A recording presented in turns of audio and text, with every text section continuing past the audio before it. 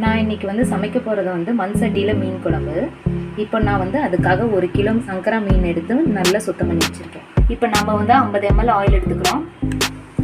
சமைக்க தேவையான பொருட்கள்: கடுகு, சீரகம், சோம்பு, வீட்டில் அரைத்த மிளகாய் தூள், தேவையான அளவு உப்பு, மீன் குழம்பு தூள், மஞ்சள் தூள், பொடியாக நறுக்கின வெங்காயம் 2, பொடியாக நறுக்கின தக்காளி 2,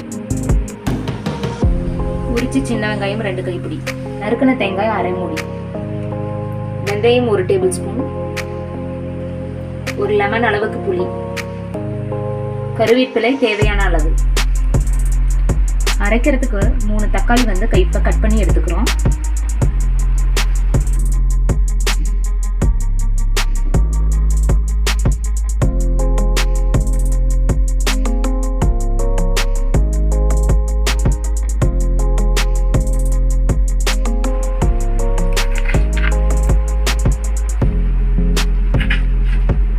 எடுத்து வச்ச புளியை ஃபர்ஸ்டே தண்ணி ஊற்றி ஊற வச்சிடலாம்.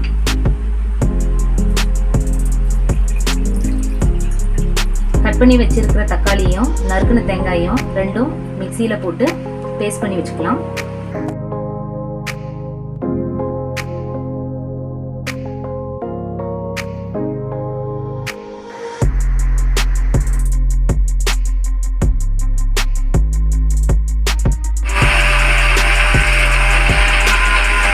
இது கொஞ்சம் ட்ரையாக இருக்குது.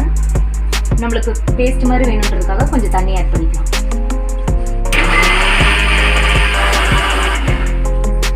பாருங்க, இந்த அளவுக்கு வந்து நல்ல ஃபைன் பேஸ்ட்டாக இருக்கணும்.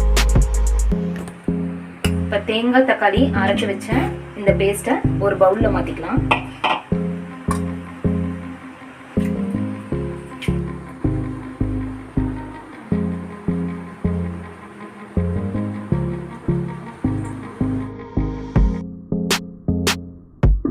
சட்டி கொஞ்சம் சூடாகட்டும்.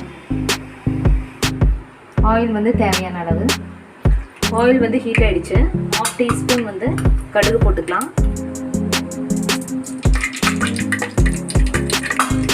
கடுகு மீடியம் ஃப்ளேமில் வச்சுக்கோங்க. கடுகு வந்து நல்லா பொரிஞ்சிருச்சு. இப்போ வந்து ஒரு கொத்து வந்து கருவேப்பிலை,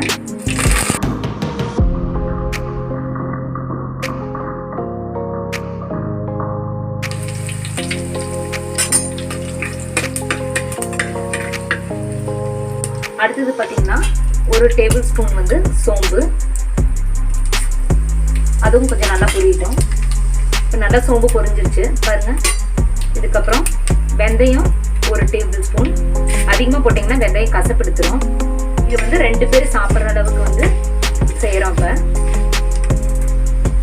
நெக்ஸ்ட் பார்த்தீங்கன்னா சீரகம் வந்து 1 டேபிள் ஸ்பூன். அடுத்தது பார்த்தீங்கன்னா நம்ம கட் பண்ணி வச்சிருக்கிற பெரிய ஆனியன் 2 பெரிய சைஸு,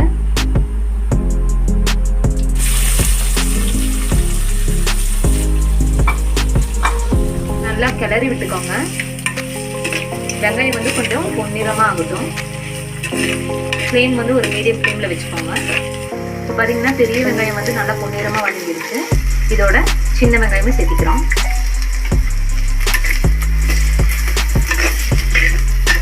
எல்லாமே வந்து நல்லா வதங்கிடுச்சு. வச்சிருக்க வெங்காயத்தோட தக்காளியும் சேர்த்து நல்லா வதங்கிடுச்சு.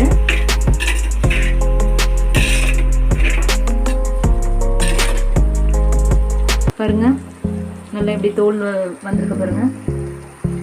அரைத்த மிளகாய் தூள் வந்து 1 ஸ்பூனு, மஞ்சத்தூள் வந்து தேவையான அளவு, மீன் குழம்பு தூள் அது வந்து 1 டேபிள் ஸ்பூன். காரத்துக்கு ஏற்ற மாதிரி வந்து உங்களுக்கு எப்படியோ இப்படி போட்டுக்கோங்க. நெக்ஸ்ட்டு வந்து கொஞ்சம் லைட்டாக உப்பு சேர்த்துக்கோங்க. எல்லாத்தையும் சேர்த்து நல்லா கிளறி விட்டுடலாம். இப்போ இதில் வந்து தேங்காய் தக்காளி அரைச்ச பேஸ்ட்டை சேர்த்துக்கலாம். இது எல்லாத்தையும் நம்ம நல்லா மிக்ஸ் பண்ணிக்கலாம்.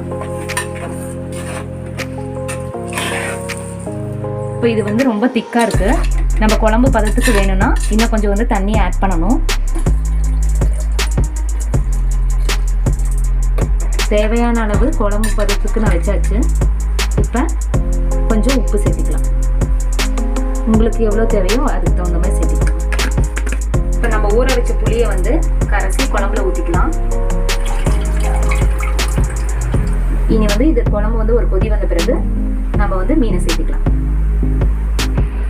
இப்போ பாருங்க குழம்பு வந்து நல்லா கொதிச்சிருச்சு.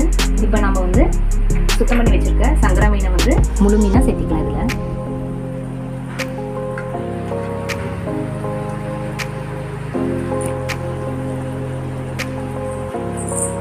ஆனால் முழுசாக போட்டால் தான் இதோட சுவை வந்து நல்லாயிருக்கும். குழந்தைங்களும் நல்லா விருப்பமாக நல்லா சாப்பிடுவாங்க. தட்டை வச்சு மூடிடலாம். அப்போ தான் மீன் நல்லா வேகும். 10 நிமிஷம் கழித்து பார்க்கலாம். இப்போ 10 நிமிஷம் ஆகிடுச்சு. நம்ம வெந்துருச்சான்னு எடுத்து பார்க்கலாம். திறக்கும் போது மூடி வந்து இழுத்து வாக்கில் தராங்க.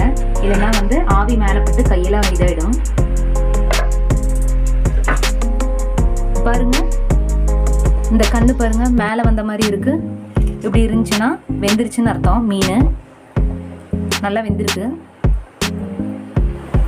ரொம்ப கிளறாதீங்க, மீன் வந்து உடஞ்சிரும். இப்போ நம்ம என்ன பண்ணலாம், அடுப்பை ஆஃப் பண்ணிடலாம். குழம்புக்கு வந்து இந்த மாதிரி கரண்டி எடுத்து யூஸ் பண்ணிக்கோங்க. இல்லைன்னா வந்து மீன் உடஞ்சிரும். மீன் எடுக்கும் போது வந்து இந்த மாதிரி கரண்டி யூஸ் பண்ணிக்கோங்க. அப்போ தான் மீன் உடையாது.